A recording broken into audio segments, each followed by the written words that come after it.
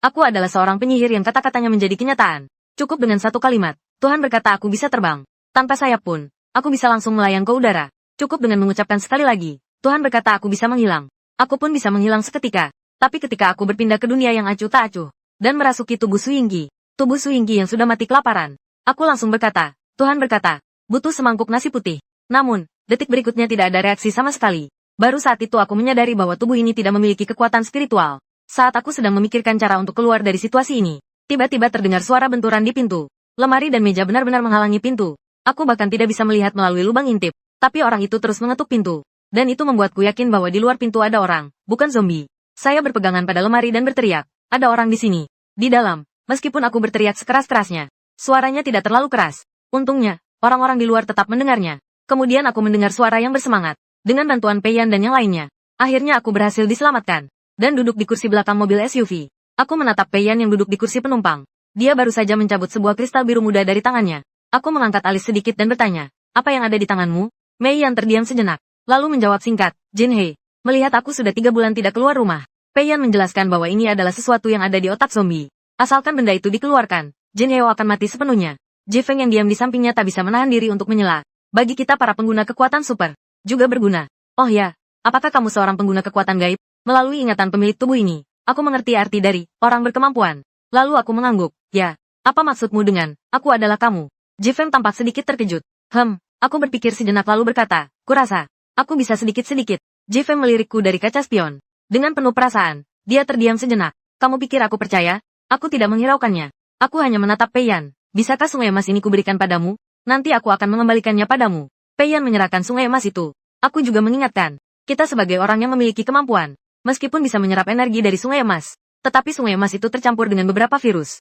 Jika ingin menyerapnya, virus di dalamnya harus dihilangkan. Jika tidak, percakapan belum selesai. Dia melihat sungai emas di tanganku, yang telah berubah menjadi batu abu-abu. Pei Yan langsung terkejut. Kamu baik-baik saja?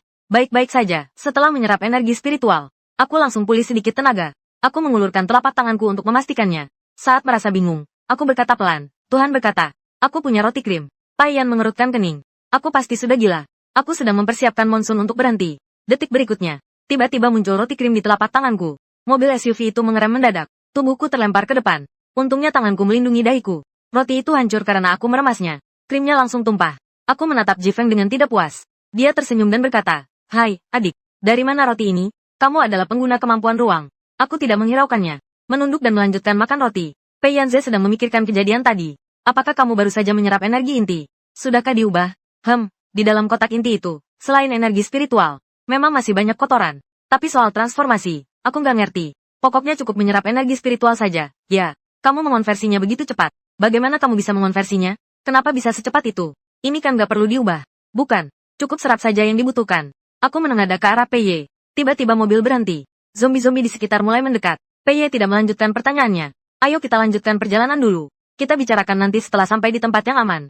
Mobil jeep itu kembali menyala. Aku sudah pulih sedikit tenaga berkat menyerap inti energi. Dan juga mengetahui situasi kiamat dari mulut Pei Yan. Kiamat sudah berlangsung selama 3 bulan. Tatanan sosial benar-benar hancur. Mereka bersiap untuk pergi ke Jishi. Di sana telah didirikan pangkalan para penyintas. Setelah mengetahui situasinya, aku bertanya, di mana Kak Bai? Aku pulang dulu. Saya tidak melihat ayah dan bibi. Adapun PG, aku belum ke sekolahnya. Keduanya terdiam. Ji Feng segera menyela, PG. Di depan ada Malinda. Kita ke sana.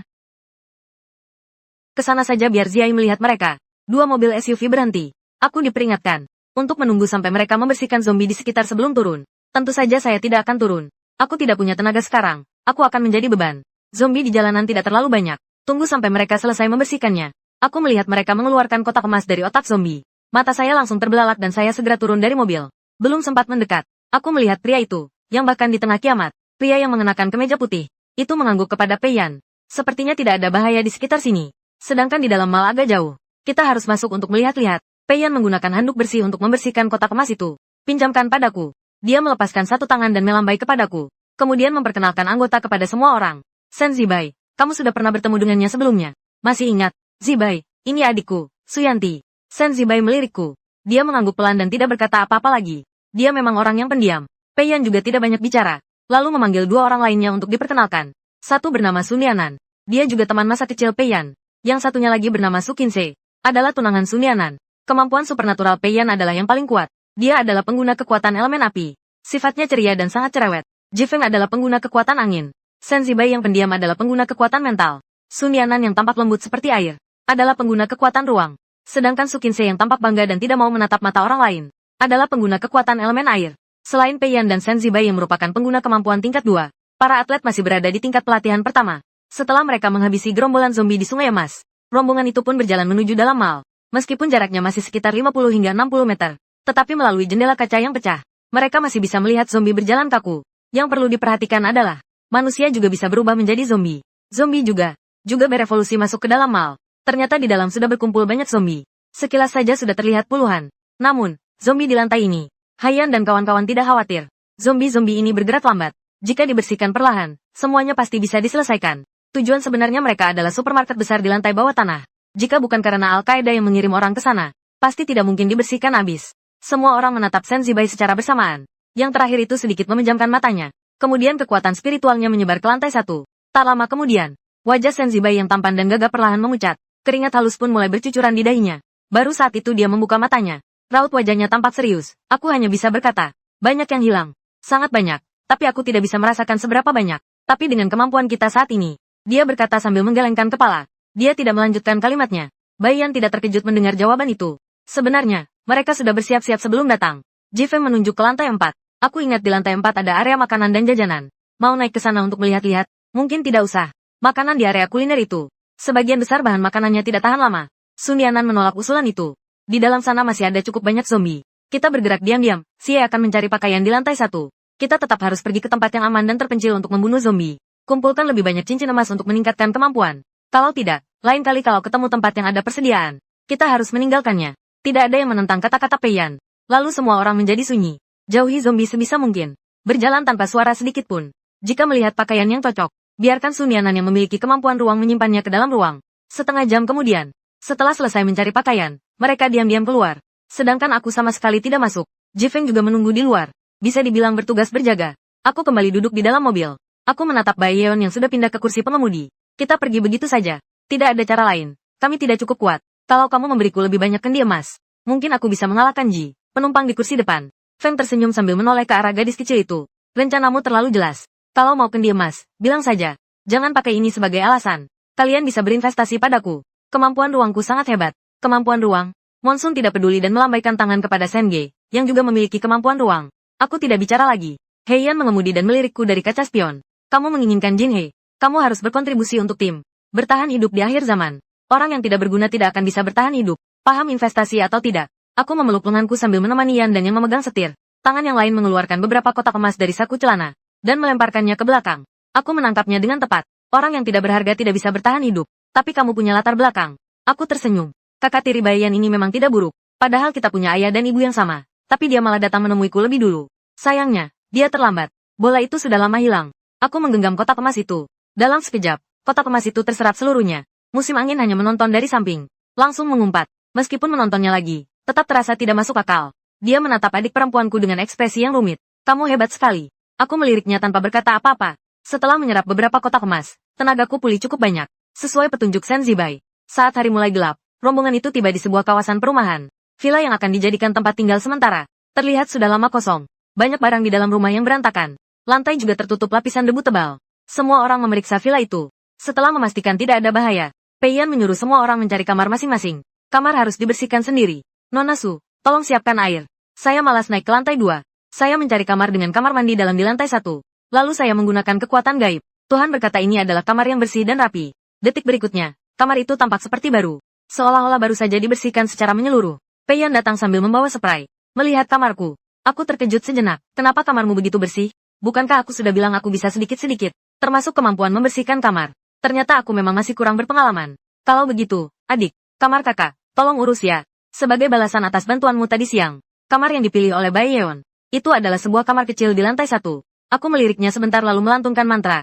Tuhan berkata ini adalah kamar yang bersih. Sesaat kemudian, semua barang di ruangan itu menjadi sangat rapi. Bahkan tisu yang jatuh di lantai pun menjadi bersih. Pei Yan menatapku. Su Yanxi, dengan sedikit terkejut. Kemampuanmu ini luar biasa. Dia mengeluarkan beberapa koin emas dari sakunya, dan menyerahkannya ke tanganku. Semua koin emas ini untukmu.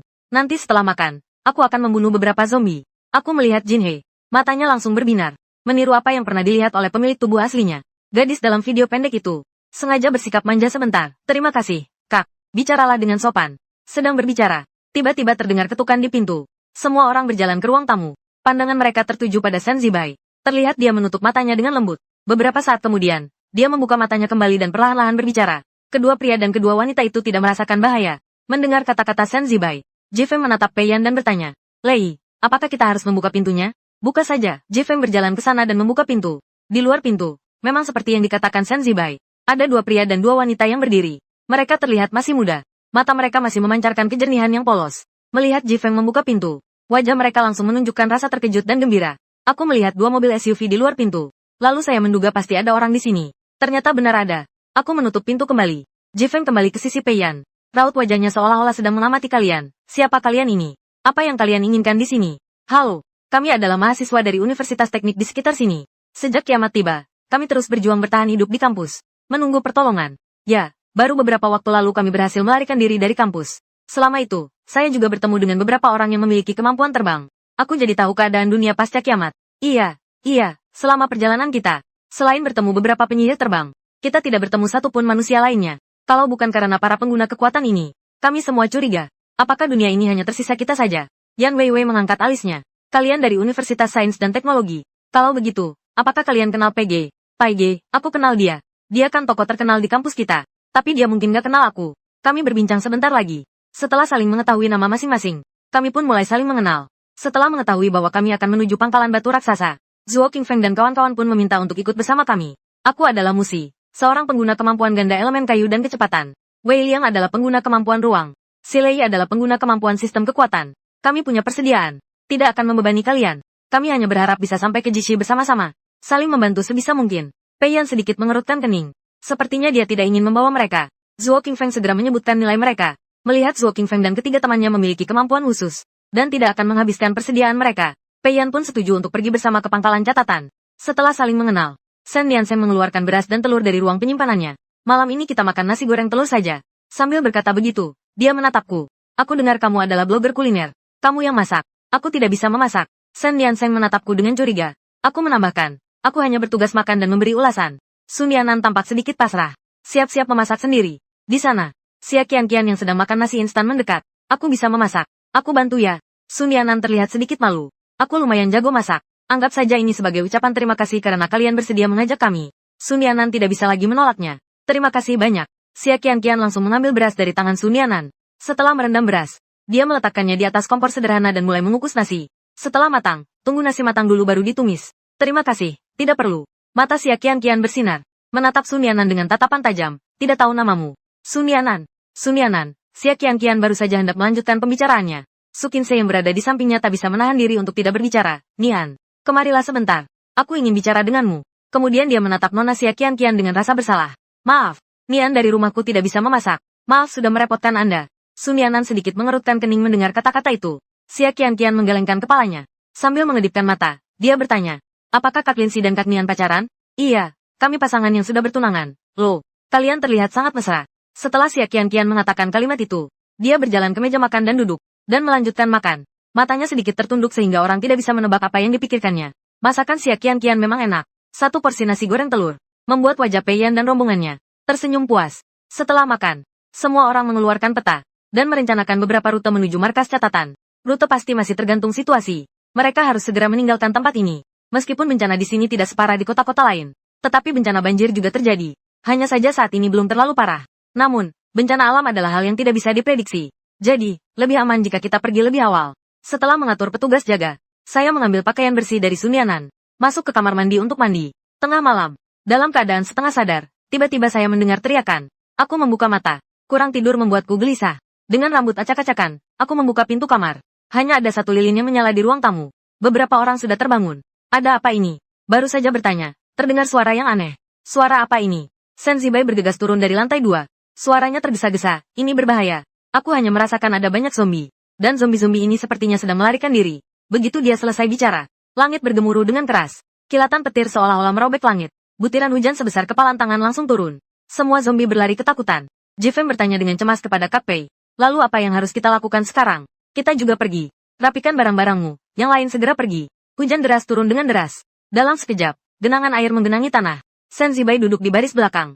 Sambil melihat pemandangan itu melalui jendela mobil, ia sedikit mengerutkan kening. Sepertinya ini bencana alam. Lihat, banyak tikus yang keluar. Itu karena tidak ada bencana seperti gempa bumi. Jalan masih cukup lancar. Melaju sepanjang jalan. Masih terlihat banyak kendaraan lain yang juga melarikan diri. Dan keributan ini tidak menarik perhatian para mayat hidup. Sepertinya dibandingkan dengan makanan. Bertahan hidup lebih penting. Musim angin menatap keluar jendela. Sambil menunjuk ke kejauhan dan berkata, lihat, itu adalah pengguna kemampuan terbang. Su Qinsei jarang sekali menunjukkan ekspresi iri. Bisa terbang itu sungguh luar biasa. Aku melirik sebentar. Menguap, apa susahnya? Seolah-olah kamu adalah seorang penyihir terbang. Apalagi yang sulit, aku bukan penyihir terbang. Tapi aku bisa terbang. Su Qinsei memutar matanya. Berbicara omong kosong tanpa persiapan. Dengan dukungan kemampuan spiritual Shen Zibai, kedua mobil SUV itu terus melaju kencang. Hujan semakin deras. Tak lama kemudian, genangan air terus naik. Kendaraan sudah sulit untuk melaju. Musim hujan menginjak pedal gas, tapi terasa semakin berat. Tidak bisa melaju lagi. Bukan hanya hujan yang deras. Genangan air di jalan juga semakin dalam. Kalau terus melaju, takutnya mobil akan mati. Lampu mobil menembus tirai air. Namun, di depan tidak terlihat apa-apa. Gelap gulita. Membuka jendela sedikit. Segera terdengar suara hujan yang deras dan angin kencang yang menderu. Air hujan mengalir deras masuk ke dalam mobil melalui celah jendela. Ada tempat berlindung di sekitar sini. Saat ini kita tidak bisa pergi ke markas. Selama perjalanan, terus gunakan kemampuan spiritual untuk mendeteksi. Saat ini, kemampuan spiritual Shen Zibai sudah terlalu terkuras. Wajahnya tampak pucat. Mendengar kata-kata Pei Yan, ia kembali menggunakan kemampuan istimewanya untuk mendeteksi sejenak. Dengan wajah pucat, ia berkata, arah tenggara. Tempat itu bisa dijadikan tempat tinggal sementara. Musim angin tidak ragu-ragu. Segera menyalakan lampu jauh dan melaju ke arah tenggara. Mungkin sudah berkendara sekitar 10 menit. Akhirnya terlihat tempat yang dimaksud Shen Zibai. Dan saat itu, ketinggian air sudah mencapai betis. Mobil mati dengan sendirinya. Jifeng memberi isyarat kepada semua orang untuk menyalakan senter dan bersiap turun. Atau melirik sekilas genangan air yang keruh. Dengan ekspresi datar, ia berkata, orang-orang bilang aku bisa terbang. Tidak akan kehujanan. Su Qinsei yang sedang bersiap turun dari mobil melihat pemandangan ini. Langsung terdiam. Aku bilang, Su Yanxi, apa kamu gila? Ini sudah jam berapa sih? Ngomongin hal-hal aneh. Tepat saat dia hendak melanjutkan ejekannya. Detik berikutnya, Su Qinsei membelalakkan matanya. Tiba-tiba kedua kakiku melayang perlahan. Melayang keluar dari dalam mobil. Cahaya senter menembus tirai hujan. Menambah kesan. Terlihat sangat aneh. Yang lebih penting lagi, hujan lebat yang turun dengan deras. Benar-benar tidak membasahi saya sama sekali. Kau yang melompat keluar dari mobil. Aku melihatmu dari atas. Melihat musim angin yang terpaku di tempat dengan mulut terbuka lebar. Kenapa diam saja? Gailu, ya. Jifeng segera memohon agar dia menjawab. Setelah menjawab, dia sendiri pun terdiam. Bukan dia. Mengapa dia begitu rendah hati? Ternyata dia secara tidak sadar berusaha menyenangkan orang lain. Bukan itu intinya. Intinya adalah mengapa dia yang harus memimpin. Jifeng merasa kesal. Namun gerakannya sangat cepat. Mengulurkan tangan sambil berkata dengan ramah. Ayo ke sini. Oh, salah. Terbang ke sini. Setelah mengatakannya, Jifeng langsung menyesal. Dia selalu merasa bahwa begitu bertatapan dengan adik Pei, dia tak bisa menahan diri untuk tidak ciut. Orang-orang lain memandang Jifeng dan aku yang berada di udara. Hati mereka dipenuhi kekaguman. Mereka belum pernah mendengarnya. Bahwa seorang penerbang tanpa sayap bisa terbang. Dan ini juga menjelaskan mengapa dia tidak basah. Perlakuan yang berbeda seperti ini. Bangunan yang dimaksud Shen Zibai adalah sebuah bangunan pribadi berlantai 3. Lantai 1 tampaknya merupakan supermarket kecil. Rak-raknya berantakan di mana-mana. Makanan dan minuman hampir habis. Hanya tersisa beberapa barang kebutuhan sehari-hari. Semua orang menurunkan pintu roll. Kemudian mereka naik ke lantai 2. Begitu mendarat, saya melihat beberapa koin emas disodorkan ke depan mata. Aku menatap Pei Yan dengan bingung. Apa maksudnya? Aku menatap Pei Yan dengan bingung. Apa maksudnya? Bersihkan ini sedikit. Kak Bai. Apa maksudnya? Bersihkan sedikit. Aku tidak menghiraukan mereka. Setelah menerima dan menyerap kekuatan sungai emas, perasaanku jadi cukup baik. Tuhan berkata tempat ini bersih dan rapi. Dengan cahaya senter, semua orang melihat dengan jelas. Semua perabotan di sini menjadi bersih dan rapi. Bahkan lantai pun seolah-olah baru saja dibersihkan. Ubin putihnya bersinar terang. Apa sebenarnya maksud dari Su Yanxi? Bukankah aku sudah bilang aku bisa sedikit-sedikit? Sedikit demi sedikit. Menurutku memang sedikit demi sedikit. Su Jingxi menggigit bibirnya. Tapi apa sih kemampuan istimewa ini? Bisa terbang dan bisa membersihkan. Aku dengar dari Jifeng kalau kamu juga punya kemampuan ruang. Ini kemampuan sistem 3, 4, atau 5. Orang lain juga penasaran soal ini. Jadi semua orang memperhatikan ekspresi wajahku. Tapi, duduk di sofa dengan santai. Termasuk para pengguna kemampuan khusus dari klan Qian dan Wan. Banyak yang sedang hamil. Aku yang cerdas sudah benar-benar bangkit. Mulai sekarang, aku tidak perlu lagi menuruti orang lain. Orang lain tidak menyadari bahwa sikapku telah berubah. Lagi pula, di mata mereka, aku sepertinya selalu bersikap angkuh. Di mana mereka melihat aku menuruti orang lain. Kamar di lantai 2 tidak banyak, hanya ada 3 kamar. Untungnya di lantai 3 masih ada 2 kamar. Salah satunya bahkan kamar tidur utama yang besar. Kamarnya tidak cukup, tentu saja harus berbagi kamar dengan orang lain. Tapi sebagai orang yang sedang naik daun, bagaimana mungkin aku mau? Kamar ini sudah kubersihkan. Kamar utama untuk 1 orang saja kan tidak masalah. Semua orang menatap Pei Yan. Lagi pula, memang benar aku yang membersihkan rumah ini. Tapi uangnya kan dari Kim Hai. Sambil menunggu Pei Yan berbicara, Gu Tiancheng yang memang tidak terlalu banyak bicara, yang pertama kali setuju. Menurutku tidak masalah. Chen Diansheng melirik temannya. Bagaimana mungkin aku tidak tahu alasan Gu Tiancheng setuju? Mungkin bagi orang lain, kemampuan seperti membersihkan kamar ini agak sulit dikuasai. Tapi bagi Gu Tiancheng yang keras kepala ini, itu adalah anugerah dari langit. Bukankah begitu? Gu Tiancheng yang biasanya angkuh, ternyata juga sudah belajar cara menyenangkan orang. Kalau itu feodal, aku juga nggak keberatan. Aku juga bosan karena tidak ada yang mengajukan usulan yang berarti. Mengangguk dan membuka sebuah ruangan. Soal Su Jinsei sudah diputuskan begitu saja. Jujur saja, kami total ada 10 orang. 4 perempuan. Dia sendirian di satu kamar. Bukankah itu berarti, kita bertiga harus berdesakan di satu kamar? Aku tidak setuju. Bagaimana dengan kalian, Xiao Wei Liang? Tapi Zhao Xinxin tidak menjawab. Mereka memang ikut dalam perjalanan Pei Yan ini. Tempat ini pasti ditemukan oleh Gu Tiancheng. Kamarnya aku yang bersihkan. Jinhe disediakan oleh Pei Yan. Mereka tidak punya hak suara. Aku menyilangkan tangan di dada sambil berkata dengan datar, kau tidak setuju? Kalau begitu, selesaikan dengan pemungutan suara. Kalau voting, pasti mereka semua akan memilihmu. Dari 6 orang itu, hanya Sun Yanai yang belum menyatakan pendapatnya. Yang lain sudah setuju tadi. Kalau begitu, jangan banyak omong. Su Jingxi masih ingin berdebat, tapi matanya bertemu dengan tatapan mataku yang gelap dan dingin. Tiba-tiba, hatinya seketika terasa seolah-olah seluruh tubuhnya terjatuh ke dalam gudang es. Gemetar kedinginan. Bagaimana bisa? Bagaimana mungkin tatapan seseorang bisa begitu menakutkan? Semua yang sudah dipersiapkan. Kata-kata yang sudah disiapkan malah berubah saat diucapkan. Terburu-buru ya, tapi aku kan gak bilang gak boleh terburu-buru. Suaranya memang keras, tapi kata-katanya terdengar pengecut. Aku sangat puas dengan patungnya. Tahan aura yang memancar dari seluruh tubuhmu. Manfaatkan kesempatan ini untuk menyuruhnya pergi ke kamarku dan mengisi bak mandiku. Aku mau mandi. Orang-orang menatapku dengan terkejut. Lalu mereka menatap Su Jingqi. Bahkan Xiao Wei dan aku belum genap sehari bersama. Sudah tahu bahwa Su Jingxi biasanya bersikap seperti seorang putri bangsawan. Saat berbicara dengan nada sombong, baru saja dia menyerah saja sudah sangat tak terduga. Tak disangka aku berani memanfaatkan kesempatan ini. Sebentar lagi mereka berdua akan bertengkar. Apakah mereka akan menarik Su Jinsei terlebih dahulu? Atau menarik Su Jinsei terlebih dahulu? Sedangkan aku, mereka tidak berani menarikku. Bei merasa aku akan melawan. Su Jinsei masih punya aura yang kuat. Suaranya tetap sama. Kalau mau meledak, ya meledak. Ya, suaranya tetap tenang. Su Jingxi dengan penuh semangat naik ke lantai 3. Langkahnya agak tergesa-gesa. Terlihat seperti sedang melarikan diri. 10 tahun menatapku. Di matanya tersirat rasa kagum pada raut wajah Su. Kadang-kadang dia pun tak bisa menahan temperamen sang nona muda ini. Tak disangka aku bisa menaklukkannya. Setelah mandi, aku naik ke lantai 2. Yang lain juga sudah siap dan bersiap-siap untuk memasak. Keempat orang dari Xiao Wei Liang masih terpisah dari mereka. Karena hujan lebat, suhu turun. Jadi malam ini diputuskan untuk makan hotpot instan. Aku duduk di sofa tunggal. Saat mencium aroma hotpot instan di tangan, mataku langsung berbinar. Rasanya memang tidak mengecewakan. Aroma pedas, gurih, dan harumnya menggugah selera. Meskipun sebagian besar isinya sayuran, rasanya tetap enak. Orang lain juga makan dengan lahap. Lagi pula, biasanya hotpot instan adalah hal yang mewah. Biasanya kita enggan memakannya. Sudah beruntung bisa kenyang. Aku makan dengan penuh semangat. Aku ingin sekali langsung makan semangkuk lagi. Tapi mengingat kekuatan spiritual di dalam tubuhku, aku menahan diri. Lebih baik membunuh beberapa zombie dulu. Nanti aku bisa makan hotpot setiap hari. Setelah selesai makan, Pei Yan melihat sisa kuah hotpotku. Sedikit menggoda. Ini semua adalah minyak yang penting. Artinya, dia ingin aku memakannya. Kuah hotpot yang dulu diabaikan sebelum kiamat, menjadi hidangan lezat yang langka setelah kiamat. Bahkan orang kaya seperti Pei Yan Su dan Jingxi pun menghabiskannya sampai bersih. Ini memang agak sayang. Melihat sup itu, aku memang tidak ingin memakannya. Aku agak jijik, jadi aku tidak mau memakannya. Pei Yan tidak setuju. Tepat saat dia hendak membujukku lagi, tiba-tiba terdengar suara dari samping. Dia tidak mau makan. Maukah aku membantunya memakannya? Semua orang langsung menatap Su Jinsei dengan terkejut. Su Jinsei juga merasa sedikit malu. Aku hanya merasa itu sangat sia-sia. Ini sudah akhir zaman. Tentu saja kita harus lebih menghargai waktu. Kalau kamu mau makan, silakan saja. Wajah Su Jingxi langsung berubah. Akhirnya, dia langsung meneguk habis supku. Ternyata kamu adalah seorang putri bangsawan seperti ini. Aku sedikit jijik dan bergeser sedikit. Tak heran kamu tak bisa mengalahkan tokoh utama. Kuah sisa hotpot orang lain bisa membuatmu tak bisa menahan diri. Benar-benar tidak berguna. Pemandangan tidak peduli dengan pandangan orang lain.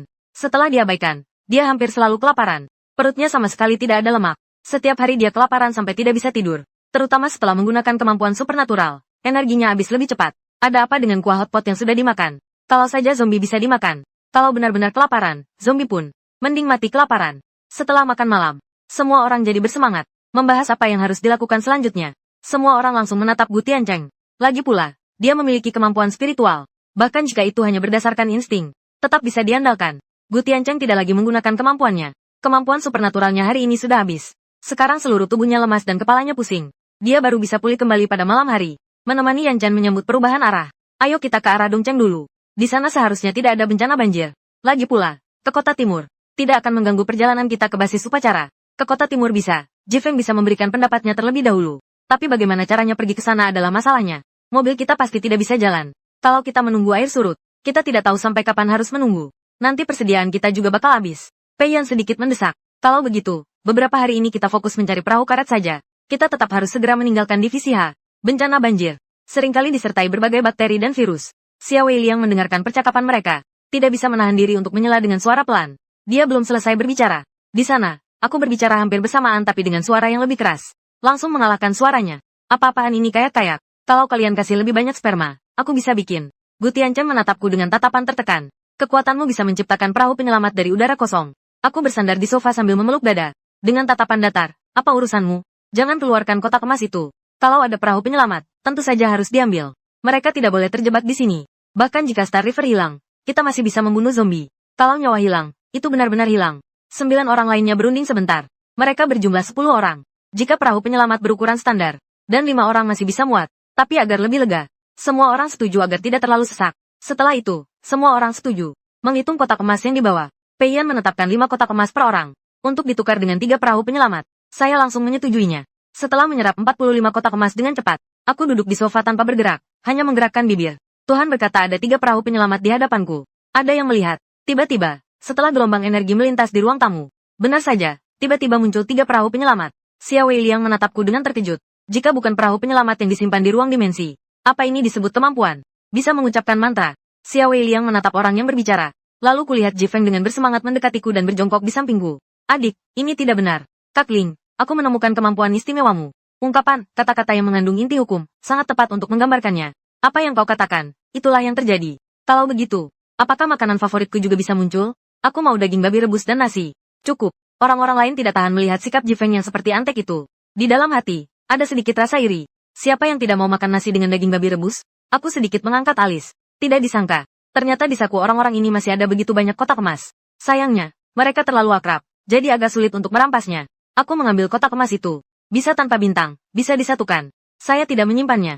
Langsung diserap. Dibandingkan dengan yang baru saja mulai menyerap esensi. Bahkan satu pun belum selesai diserap oleh Gu Tiancheng. Kecepatanku sungguh luar biasa. Kecepatanku sungguh luar biasa. Tuhan berkata ada semangkuk nasi panas di hadapanku. Dan sepiring daging babi rebus.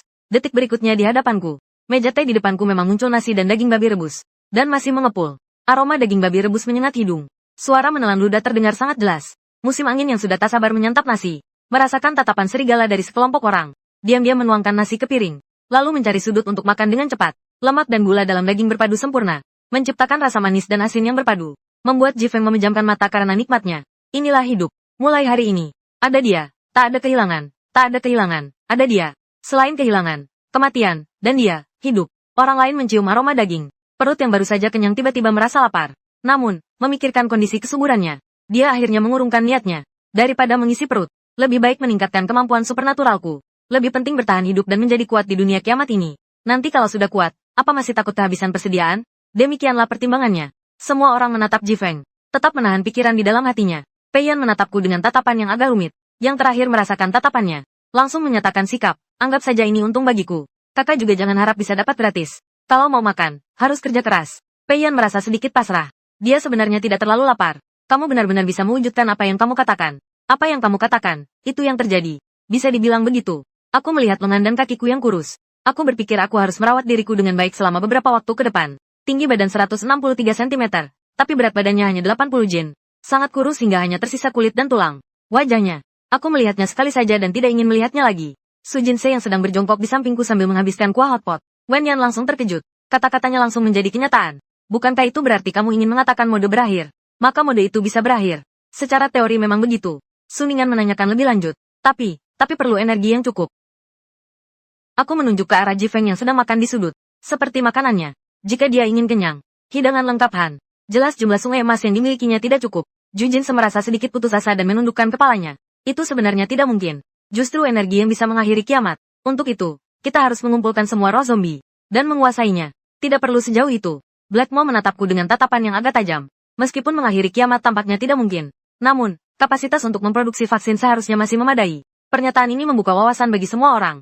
Zhao Xinxin memang bersemangat. Selama vaksin untuk virus tersebut berhasil dikembangkan, setidaknya orang-orang yang selamat tidak perlu takut terinfeksi lagi. Jumlah korban tidak akan bertambah lagi. Manusia masih bisa diselamatkan. Tiba-tiba, semua orang menatapku. Direktur Peiyan, dengan mata berbinar. Saya mengusulkan agar dia tidak lagi ditugaskan dalam misi berbahaya. Kita harus memprioritaskan keselamatannya. Setuju, begitu kata-kata itu terucap. Orang yang barusan menganggapku sebagai penyelamat. Segera menghindar dari tatapan Peiyan. Prioritaskan melindungiku. Asalkan dirinya sendiri tidak dalam bahaya. Jika tidak mementingkan diri sendiri, langit dan bumi akan menghancurkanmu. Mereka bukanlah tentara yang rela mengorbankan diri. Untuk kepentingan bersama, mereka rela mengorbankan diri. Aku mendengus sinis. Kalian cukup jaga diri kalian sendiri. Aku tidak butuh perlindungan kalian. Demikian pula, aku tidak akan melindungi kalian. Urusan memprioritaskan perlindungan diriku sendiri biarlah berlalu begitu saja. Aku sendiri juga tidak menganggapnya serius. Sifat manusia memang egois. Meskipun sudah beberapa hari bergaul dengan orang-orang seperti Peiyan, kelihatannya hubungan kita baik-baik saja. Tapi kalau benar-benar ada masalah, selain Peiyan, aku benar-benar tidak yakin akan menyelamatkan mereka. Seperti yang mereka pikirkan. Apakah akan menolong atau tidak, itu perlu dipertimbangkan. Di malam hari, selain tangisan hantu yang hilang, aku tetap bisa beristirahat dengan nyenyak setelah hujan lebat semalam. Hujan keesokan harinya tidak berkurang. Setelah semua orang sarapan, mereka melihat keluar dari jendela lantai 2. Permukaan air sudah naik cukup tinggi. Di luar, selain zombie yang berjalan di tengah hujan, tidak terlihat seorang pejalan kaki pun. Zhuo Qingfeng melihat pemandangan ini dan tak bisa menahan diri untuk bertanya, menurut kalian, apakah zombie ini akan tenggelam? Tidak, belum sempat yang lain menjawab. Suara Xia Weiliang yang tegas terdengar. Semua orang langsung menatapnya. Zhuo Qingfeng bertanya kepada Qian Qian. Bagaimana kamu tahu itu tidak akan terjadi? Itu hasil pengamatan saya. Xia Weiliang terdiam sejenak sebelum menjawab. Kalian lupa. Zombie-zombie ini, bahkan jika kepalanya dipenggal, kepalanya tetap bisa bertahan hidup. Meskipun tubuhnya sudah tidak ada. Zombie yang hanya memiliki kepala hampir tidak berbahaya. Namun, hal ini tidak boleh mengabaikan fakta bahwa dia masih hidup. Sun Yanan memandang Xia Weiliang dengan sedikit kekaguman. Jadi maksudmu, selama tidak melukai kepala zombie, atau lebih tepatnya Jin He, secara teknis, dia masih hidup, ya. Karena zombie, dalam arti tertentu, dia tidak menua dan tidak mati. Bahkan bisa terus berevolusi. Yang Zieng yang pendiam tertawa kecil. Bukankah ini yang disebut keabadian? Jika Kaisar tahu bahwa keabadian seperti ini, dia tidak akan lagi terobsesi. Jika virus itu hilang, maka tubuh kita tidak akan mengalami mutasi. Dan otak kita masih waras. Musim hujan mencoba memikirkan ide gila. Mungkin kita harus bertempur melawan hari Minggu. Bayangkan saja, itu pasti keren. Mengalahkan alien terdengar jauh lebih seru daripada melawan zombie. Alien itu bukan dari golongan kita. Gu Tiancheng sudah pulih hari ini. Saat ini dia duduk di sofa ruang tamu. Biasanya dia hanya mengenakan kemeja putih. Hari ini karena suhu turun, dia mengenakan jaket mantel hitam tipis. Dia menyilangkan kaki sambil minum air panas dari cangkirnya. Setelah melihat hujan di luar, dia berkata hujan ini mungkin akan turun selama seminggu. Kita tidak bisa tinggal di sini terlalu lama. Yan, apa pendapatmu? Kemarin mereka sudah menghitung. Persediaan mereka cukup untuk 1 minggu. Tapi ini pasti tidak bisa dihitung begitu kaku. Hari ini pasti tidak bisa keluar. Hujan ini sangat deras. Semoga hujan hari itu bisa reda. Gu Tiancheng terpaksa menggunakan kekuatan supernaturalnya satu persatu.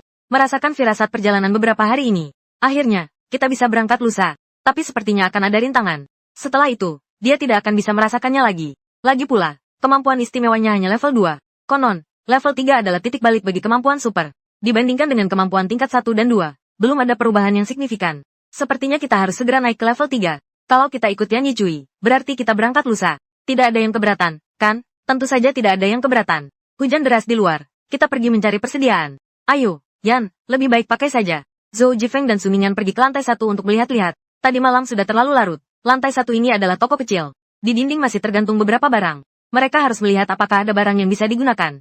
Air sudah mulai merembes masuk melalui celah pintu. Beberapa rak yang tergeletak di lantai mengapung karena terendam air. Suara hujan di luar masih terdengar gemericik. Suara yang menghantam pintu geser terdengar lebih keras. Selain itu, disertai dengan jeritan zombie yang mengerikan. Saat sinar senter melewati lantai bawah, hembusan angin dingin menerpa. Gelap gulita, benar-benar mengerikan. Air di lantai 1 sudah menggenang terlalu tinggi. Peiyan dan kawan-kawan langsung saja naik perahu penyelamat untuk melihatnya. Barang-barang yang tergantung di dinding hampir tidak berguna. Tas sekolah, topi jerami, botol air dan sebagainya adalah barang-barang kebutuhan sehari-hari. Fei Ge yang terkejut. Aku menemukan jas hujan dan botol air di sini. Ambil topi jerami dan jas hujannya. Perjalanan ke kota timur masih cukup jauh. Kalau kehujanan dan masuk angin, persediaan obat kita juga nggak cukup. Sun Yanan mengangguk dan melambaikan tangan. Masukkan semua barang ini ke dalam ruang penyimpanan. Ruangku ini juga hampir penuh. Harus segera ditingkatkan. Pengguna kemampuan ruang tingkat 1. Ruang penyimpanannya benar-benar kecil. Hanya 5 meter kubik yang bisa digunakan. Baju-bajunya tidak terlalu banyak. Perlengkapan rumah tangga seperti panci dan mangkuk menumpuk banyak. Ya, kita bahas lagi lusa saja. Kami sekelompok orang. Terus tinggal di rumah 3 lantai ini. Untungnya tidak terjadi hal berbahaya. Besok lusa pagi-pagi sekali, saat bangun dan melihat ke jendela, ternyata hujan sudah reda. Hujan berubah menjadi gerimis. Peiyan memberikan 4 jas hujan yang telah dikumpulkannya kepada saya dan mereka. Aku agak enggan, tapi berpikir untuk menghemat tenaga spiritual. Aku masih butuh banyak energi spiritual. Akhirnya aku menerima jas hujan yang kusut dan jelek itu. Pintu air yang sudah ditutup selama beberapa hari akhirnya dibuka. 3 perahu penyelamat perlahan melayang. Masih ada beberapa zombie tersisa di luar, yang mengapung di permukaan air. Sangat mirip dengan orang yang sedang berbaring. Begitu mereka keluar, aroma manusia yang segar seketika membuat mata abu-abu mereka seolah-olah hidup kembali. Semakin membengkak karena terendam air. Mayat yang membusuk itu bangkit. Obat cacing di atasnya sudah hanyut terbawa air. Mata berwarna abu-abu pucat tanpa bola mata. Seolah-olah bisa melihat manusia. Berlari ke arah mereka sambil menggeram dan mencakar. Namun karena hambatan air, ditambah lagi sekarang siang hari, kecepatan mereka tidak cepat, bahkan sangat lambat. Mataku langsung berbinar. Baru saja hendak bicara, tiba-tiba aku mendengar Pei Yandao berkata, bunuh zombie-zombie ini. Seberapa kecil pun nyamuk, tetaplah daging. Lagi pula, zombie yang sendirian lebih menguntungkan. Pei Yanhua belum selesai. Jin Feng dan Zuo Qingfeng serta yang lainnya langsung bertindak. Mereka sudah pernah mengatakan sebelumnya, zombie sungai emas ini, siapa yang membunuhnya? Dia yang mendapatkannya. Sekarang ada zombie yang sendirian dan mudah dibunuh.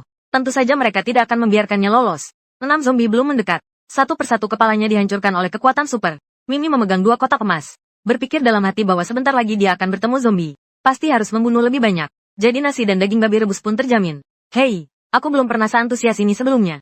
Melihat zombie, aku jadi sedikit bersemangat. Saat perahu penyelamat melayang ke arah kota timur, satu persatu, mereka juga bertemu banyak zombie seperti yang ada di pintu masuk. Meskipun hujan lebat yang tiba-tiba membatasi pergerakan manusia, tetapi hal itu juga membatasi gerak para zombie. Manusia masih memiliki perahu penyelamat. Zombie tidak memiliki keunggulan ini. Di sini, aku ingin berbicara. Tapi aku sadar kalau aku bicara untuk berebut, kecepatannya tidak secepat mereka yang langsung bertindak. Lalu Tuhan berkata, aku memiliki pedang tajam yang dapat membunuh zombie. Beberapa orang menatapku, langsung mengendalikan arah perahu penyelamat, melihat mayat hidup, lalu menusuk kepalanya dengan pedang, lalu memutar pergelangan tangannya. Jinhe terangkat oleh pedang panjang yang indah itu. Gerakannya yang ringan dan tajam membuat orang salah sangka. Zombie ini sepertinya lemah seperti semangka. Mayatnya sudah melunak, menghemat kekuatan. Ji Feng mengambil pisau dapurnya yang sebelumnya dari Sunian. Setelah menebas sekali, dia menyadari kesalahannya. Kepala zombie ini masih sama kerasnya. Zombie yang dia tebas sama sekali tidak sebanding denganku. Justru karena bergerak di atas koci itu sulit, terlihat agak canggung. Aku mengira kedatangan perahu penyelamat akan penuh bahaya. Ternyata justru sebaliknya. Bukan hanya kekuatan tempur zombie yang menurun. Zombie yang tadinya bergerombol, juga tersebar oleh banjir. Satu persatu, menjadi sulit untuk berkumpul kembali. Hahaha, ini justru memudahkan rombongan kami. Semuanya seperti sedang mencari kotak emas. Mengayunkan pedang ke arah zombie. Tapi selain aku, yang lain sepertinya tidak kelelahan. Semua membunuh sekali, istirahat sebentar, lalu membunuh lagi, bergantian seperti itu. Agar terhindar dari bahaya. Semua orang sudah keluar dari monsun. Telah membunuh sekitar 10 zombie. Saat sedang duduk beristirahat, tiba-tiba tubuhku terlempar ke udara. Membunuh seorang zombie yang berada agak jauh dari posisi mereka. Setelah mengamankan Jinhe, aku mengejar kembali. Gerakannya cepat dan tepat. Dia ingin bertanya apakah lawannya tidak lelah. Lalu dia teringat, kotak emas milik lawannya. Tapi bisa diserap habis dalam 1 detik. Inikah dunia para bos? Aku menangis. Ini berarti harus makan daging babi rebus setiap hari. Orang lain butuh istirahat. Hanya aku yang tidak perlu. Jadi sepanjang perjalanan, dimanapun aku pergi, mayat hidup tewas. Sungai emas itu seolah-olah tak peduli padanya. Itu namanya Zen. Belok kiri di depan. Gu Tianchen merasakan suasana di sana. Ada banyak zombie di depan. Mendengar itu, aku bertanya dengan penuh semangat. Tanpa menunggu jawaban Gu Tianchen, aku melepaskan kekuatan spiritualku. Mataku langsung memancarkan kegembiraan. Memang banyak. Gu Tianchen langsung bertanya dengan tajam. Kamu bisa merasakannya. Bukankah aku sudah bilang kalau aku sedikit mengerti segalanya? Gu Tianchen merasa bahwa kemampuan spiritual agak berbeda dari kemampuan lain. Tapi dia tidak bisa menjelaskan di mana perbedaannya.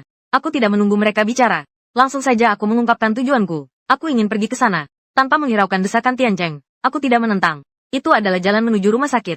Jika ditanya di mana tempat paling ramai di akhir zaman, tentu saja rumah sakit. Padahal, biasanya rumah sakit memang sudah ramai.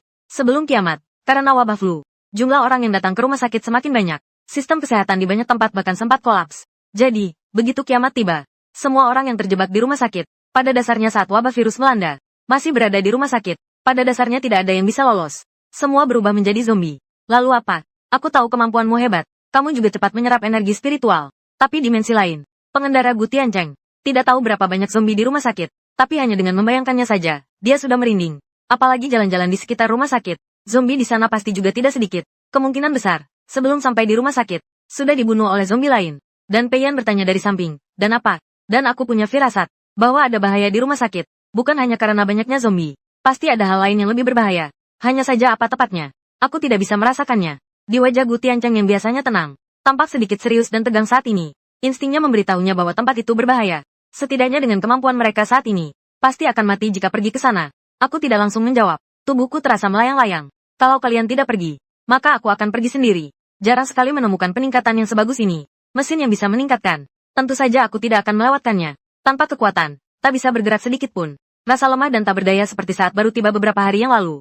Aku tidak ingin merasakannya lagi. Wei Yanxi, jangan bersikap seenaknya. Pei Yan sedikit cemburu. Aku tahu kamu berani sekali. Tapi Tian Cheng benar. Mengandalkan jumlah untuk mengalahkan yang sedikit. Dalam bertindak, lebih baik berhati-hati. Di akhir zaman, tidak ada yang berlimpah, hanya kehilangan. Yang paling kutakutkan adalah tidak bisa bertemu. Aku melayang di udara. Aku menatap mereka dari atas. Terima kasih atas perhatianmu selama ini. Tapi tidak ada yang bisa mengubah keputusan yang telah aku ambil. Puluhan koin emas berjatuhan di kaki Pei Yan.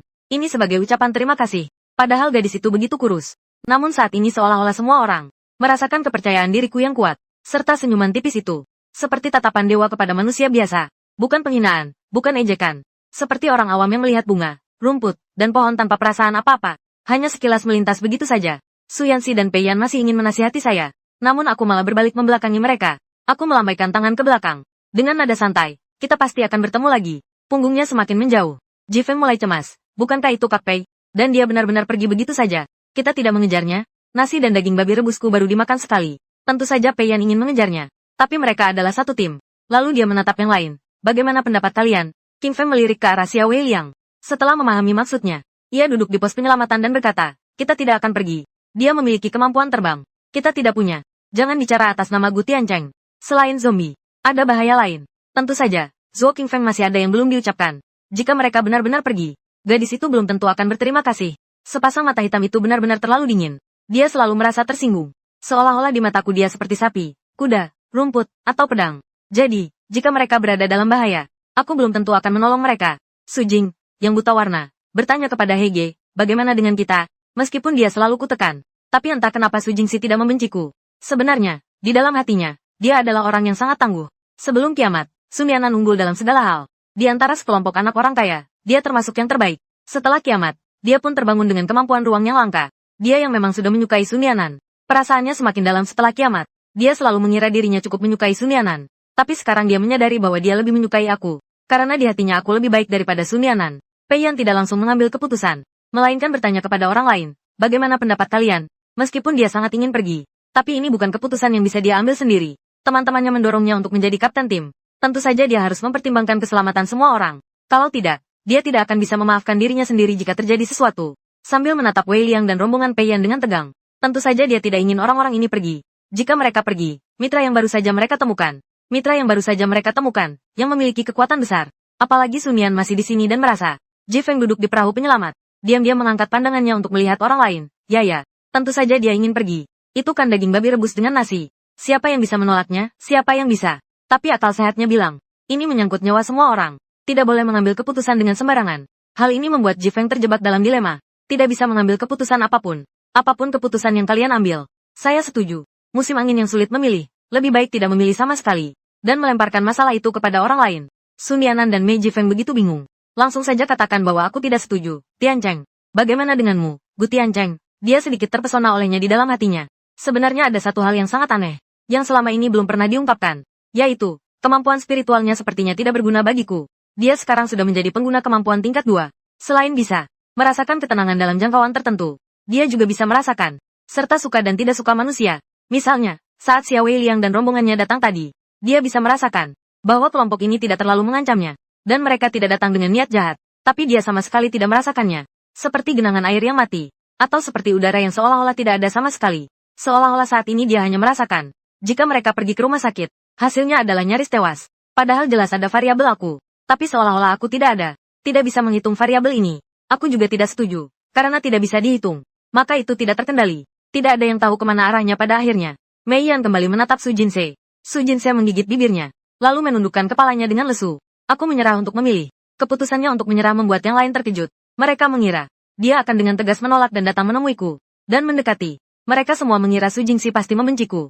Ternyata mereka salah mengira. Keduanya memilih tidak setuju. Keduanya memilih untuk tidak memilih. Yang tersisa ikut pesta. Apapun pilihan yang diambil, tidak akan mengubah hasil yang sudah ditentukan. Pria itu sedikit mengerutkan kening. Dengan suara rendah, belok ke kiri saja. Perahu penyelamat berbelok ke arah kiri. Berlawanan arah dengan jalan menuju rumah sakit. Suasana terasa sunyi.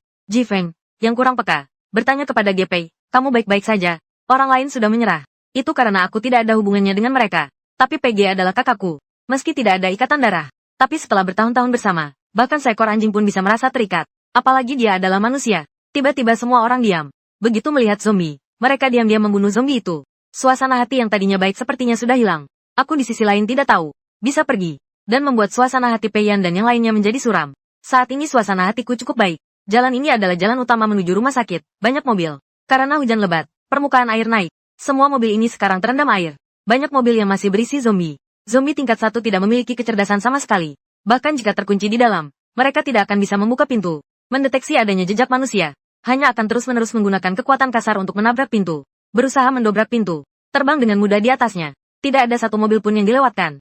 Jika melihat ada zombie di dalam, bantu membuka pintunya. Lalu, dengan cekatan mengambil emas zombie tersebut. Energi emas yang didapat langsung diserap. Sehingga semakin banyak zombie yang kubunuh, semakin kuat pula kekuatanku. Sama sekali tidak terasa seperti sedang menjalani ujian. Sepertinya mesin gerak abadi. Sungguh menyegarkan. Sudah membersihkan sebagian besar jalan. Aku telah menyerap sungai emas sepenuhnya. Seluruh tubuhku dipenuhi kekuatan. Perasaanku sangat baik. Hanya saja aku terlalu lemah. Tidak ada satupun yang bisa bertarung. Hanya beberapa meter lagi sampai ke pintu utama rumah sakit. Rumah sakit di depan pagar sudah terlihat dari jauh. Di depan area parkir, penuh sesak dengan zombie. Mataku langsung berbinar. Benar saja, banyak sekali zombie. Gerakan tanganku pun semakin cepat. Tepat pada saat itu, aku merasakan cahaya yang berkedip-kedip di sekitarku. Aku sedikit mengerutkan kening. Aku menengadah mengikuti arah cahaya. Di sebuah gedung apartemen tepat di seberang rumah sakit. Di dekat jendela lantai 12 atau 13. 3 orang berkumpul di sana. Satu orang memegang papan tulis besar. Di atasnya tertulis SOS. Orang lain terus-menerus menyinari saya dengan senter. Berusaha menarik perhatianku.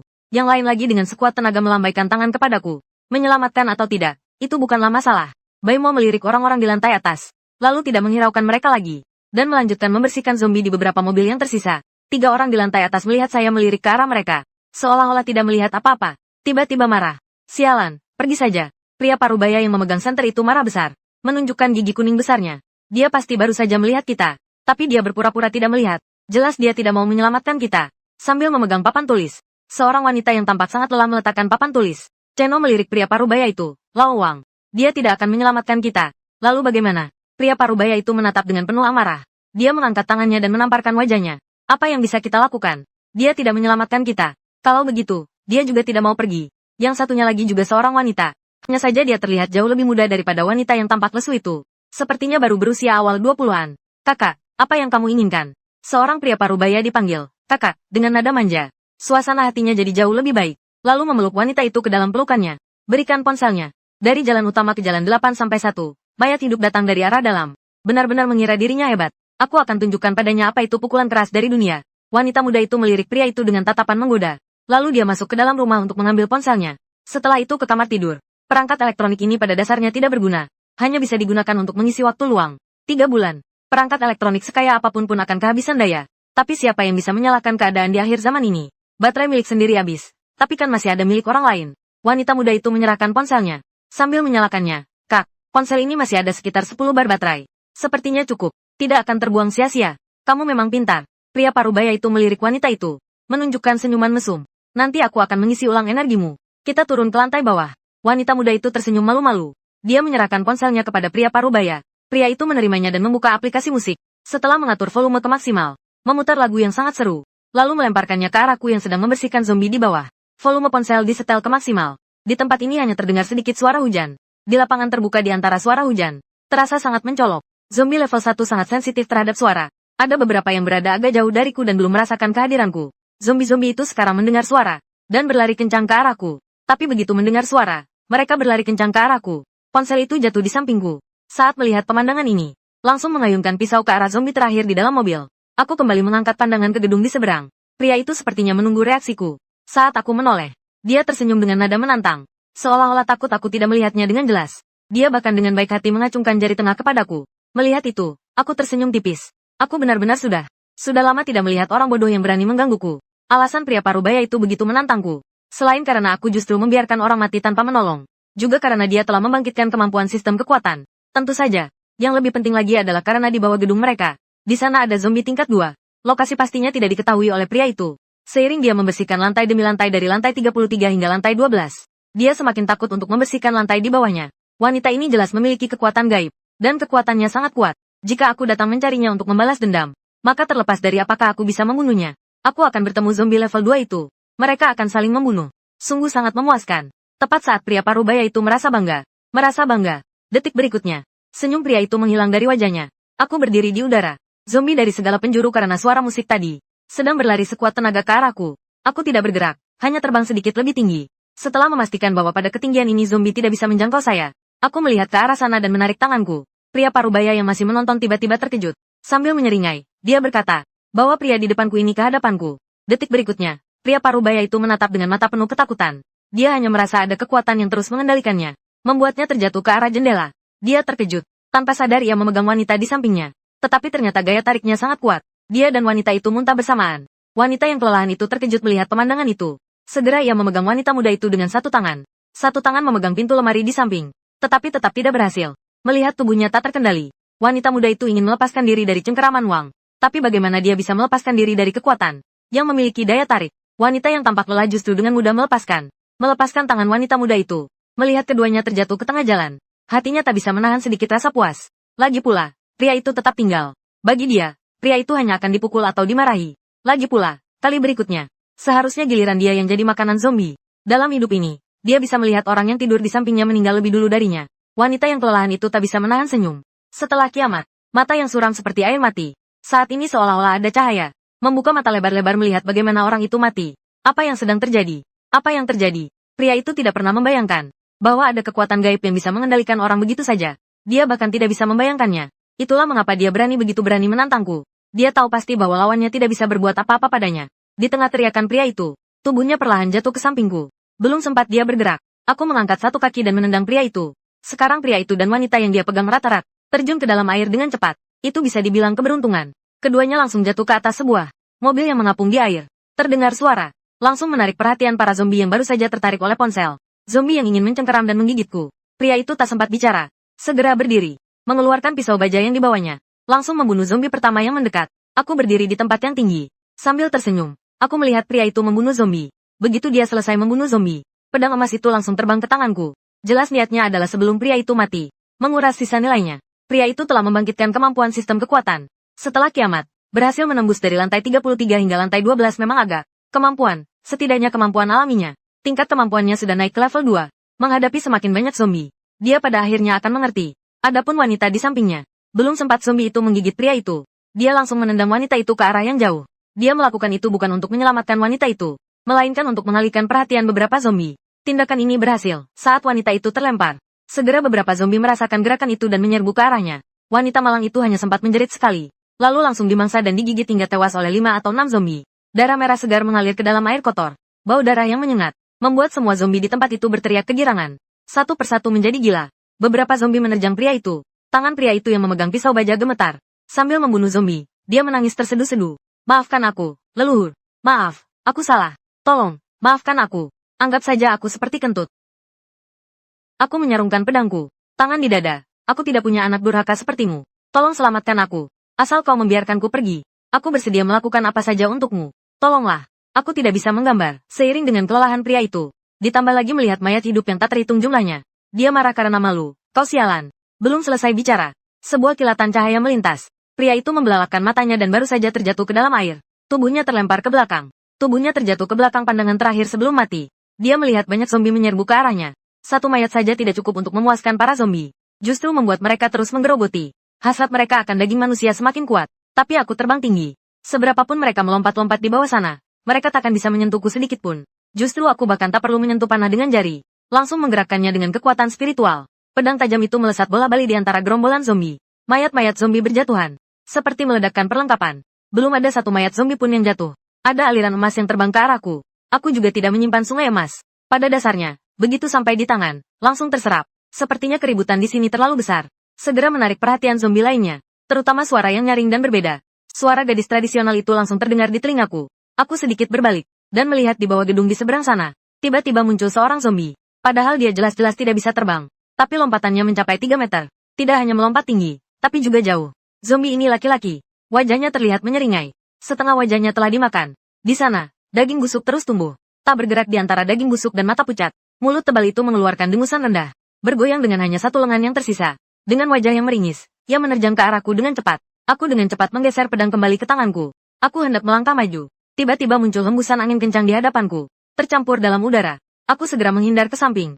Namun angin kencang itu tanpa ampun menerjang. Zombie yang baru saja ada di sampingku. Zombie elemen angin.